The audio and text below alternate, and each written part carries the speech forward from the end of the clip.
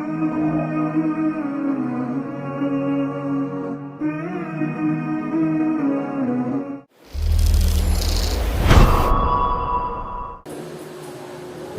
walhamdulillah wassalatu wassalamu ala rasulillah. Asyhadu an la ilaha illallah wahdahu la syarika lah wa asyhadu anna Muhammadan abduhu wa rasuluh. Assalamu alaikum warahmatullahi wabarakatuh. Sinabi ni Allah subhanahu wa ta'ala sa maluwalhati Quran, قل تستغفروا ربكم إنه كان غفارا يرسل السماء عليكم مدرارا ويمددكم بأموال وبنين. Sa malapit nitong kahulugan, sinabi ng Allah subhanahu wa ta'ala, humingi kayo ng kapatawaran sa inyong Panginoon. Tunay na siya ang pinakamapagpatawad. Magpapadala siya sa inyo ng ulan na masagana at dadagdagan kayo ng yaman at mga anak. Mga kapatid, sa pananampalatayang Islam, bilang pagpapatuloy ng ating pagtalakay sa mga adhkar o yung mga paggunita kay Allah subhanahu wa ta'ala, pagsamba na ginagamitan ng tiyak, isa sa mga ayan na ito na Allah subhanahu wa ta'ala sa maluwalhati Quran na ating nabanggit ay katibayan na ang paghingi ng kapatawaran kay Allah subhanahu wa ta'ala ay siyang susi ng pagdating ng biyaya mula kay Allah subhanahu wa ta'ala. Pagpapadala ng masaganang ulan at pagdaragdag ng yaman at mga anak sa kanyang mga alipin.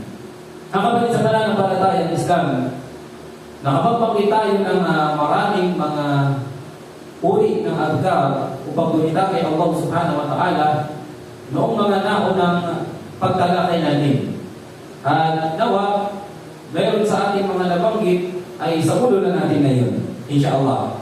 Pag ginagamit natin yung ating mga cellphone, nag-download tayo, at the same time, insyaAllah, ay naisa sa ulo na natin. O inumpisahan natin isa ulo, insyaAllah. Meron akong kwento sa panahon ni Imam Malik ay Imam Ahmad bin Hanbal, rahimahullah. Imam Ahmad bin Hanbal, kabilang sa apat na imam na Ahlus Sunnah wal Jama'ah, na kung saan isang araw siya ay naglakbay at inabot siya ng gabi.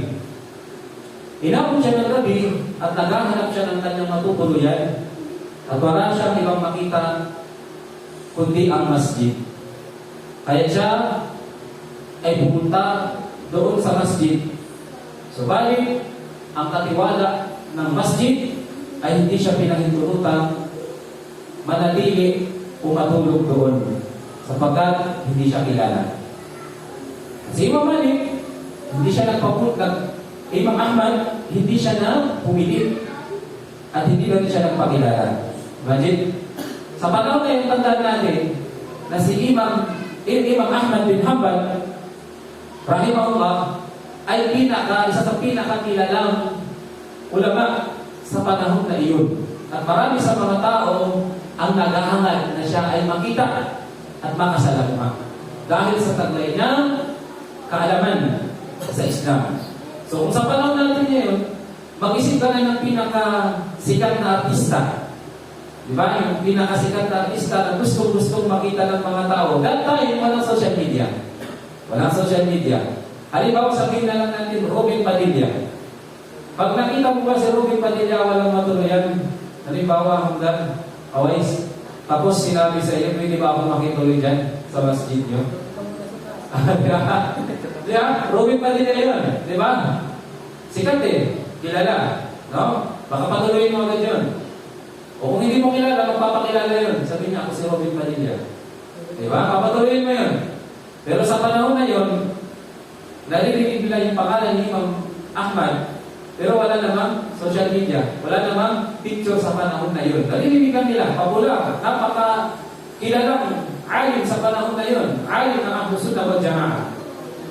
So, ang ginawa sa kanya, ay pinalabas siya ng masjid hanggang sa siya ay naupo na lamang doon sa labas. At doon sa harapan ng masjid ay merong bakery. Meron bake shop. At naroon ang isang panadero. At nakita niya si Imam Malik.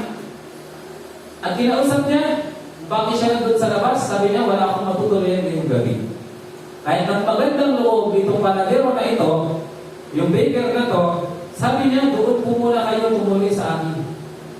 So, ang ginawa niya, pinapunta niya, pinatuloy niya, inasikaso niya si Imam Ahmad doon sa kanyang bake shop. At nandun na si Imam Ahmad, inuobserbahan niya itong panadero na ito, itong baker na ito. Sa bawat ginagawa niya, ano ginagawa? Siya ay nagbibigay. Siya ay nag-iistighfar. Napansin niya ni Imam Ahmad, bawat masa niya ng tinapay, Astaghfirullah, Astaghfirullah, Astaghfirullah. Sa bawat kilos niya. So, pwede pala yun. Pwede gawin natin yung mga kapatid. Aral din doon. Di ba? Kapag may ginagawa tayo pa, nagawalis ka. Pag nagsalod ng siya, Astaghfirullah, Astaghfirullah, Astaghfirullah. Di ba? Naglilinis ka na, at the same time, nagdidikir ka pa. Doon yung rewards. Di ba? Kaysa naman, nag-i-scroll ka, nasasayang yung oras. Di ba? Minsan pa, ginagawa din natin, nag-i-scroll ka, Astaghfirullah, Astaghfirullah, Astaghfirullah. Di ba, sayang yung oras. Minsan pa, may ginagawa ka, nagluluto ka, nag-i-istighfar ba tayo? Sayang yung oras. Di ba? So, ito yung ginagawa ng baker na ito. At kung nakita ito ni Imam Ahmad, sabi niya, ano ginagawa? Sabi niya, ako po ay na-istighfar. Sabi niya, matagal mo na bang ginagawa yan? Sabi niya, ako po. Ano ang naging resulta sa iyo sa ginagawa mong iyan? Ano yung gawain niya?